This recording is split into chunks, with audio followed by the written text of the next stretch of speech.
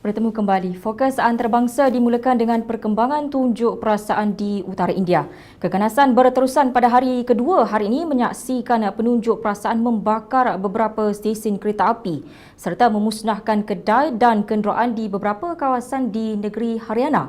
Seorang pegawai polis YP Singhal berkata penunjuk perasaan turut menyekat lebuh raya menghubungkan New Delhi ke beberapa bandar di utara sekaligus mengakibatkan sistem pengangkutan di seluruh bandar di Haryana lumpuh.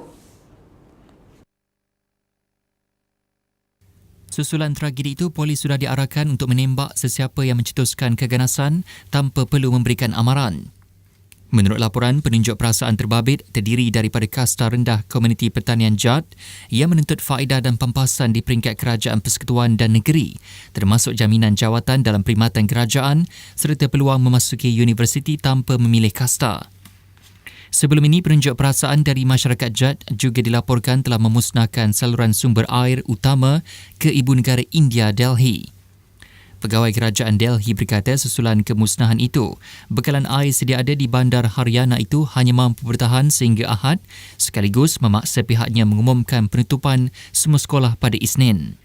Menurut laporan media tempatan, daerah Dajar dan Rohtak, penunjuk perasaan sekali lagi berhimpun di tengah-tengah jalan raya walaupun perintah berkurung telah dikuatkuasakan. Menteri Dalam Negeri India Rajnath Singh semasa ditemui wartawan berkata, pihaknya berjanji langkah-langkah segera akan diambil. Menteri Dalam Negeri India Rajnath Singh semasa ditemui wartawan berkata, pihaknya berjanji langkah-langkah segera akan diambil, sementara Ketua Menteri Haryana Manohar Lal Khattar berkata, kerajaan bersetuju dengan tuntutan penunjuk perasaan.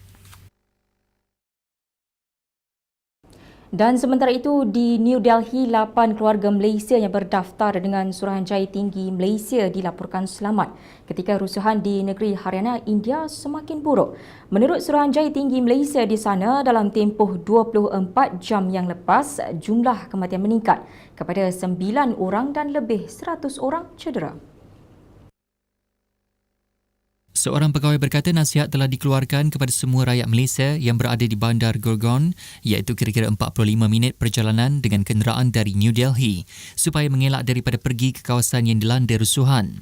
Para pegawai Kementerian Dalam Negeri India dan polis di Haryana mengesahkan lebih 3,000 anggota separa tentera diangkut dengan pesawat petang semalam ke kawasan terjejas setelah para penunjuk perasaan menghadang lebuh raya utama serta laluan kereta api. Perintah berkurung dikenakan di 5 daerah utama di negeri itu, iaitu di Sonipat, Rohtak, Bhiwani, Jhajjar dan Rohtak. Tunjuk perasaan yang memasuki hari kedua hari ini boleh dikatakan memutuskan hubungan antara negeri yang mempunyai 26.4 juta penduduk ini dengan wilayah lain di India. Menurut laporan, sumber internet terus digantung dan pihak berkuasa memberi arahan kepada pasukan keselamatan supaya menembak mereka yang melanggar perintah berkurung. Dan ini pula di Michigan, kejadian timbakan rambang tercetus mengakibatkan sekurang-kurangnya 6 maut termasuk remaja lelaki, manakala 3 lagi cedera di sekitar daerah Kalamazoo dan lebih memburukkan keadaan apabila suspek lelaki berusia sekitar 50-an masih lagi bebas. Media tempatan melaporkan suspek dikatakan melepaskan tembakan secara rambang sambil memandu kenderaan utiliti sukan.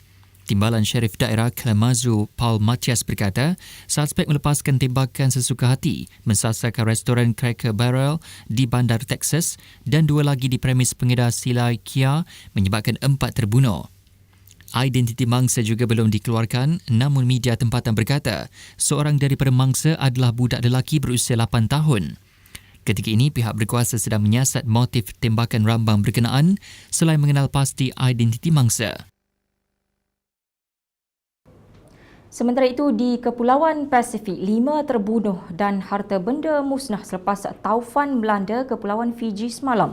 Laporan kemusnahan akibat siklon Winston masih diterima dari sekitar pedalaman negara yang terdiri daripada 300 pulau itu lewat semalam, membawa angin 230 hingga 325 km sejam.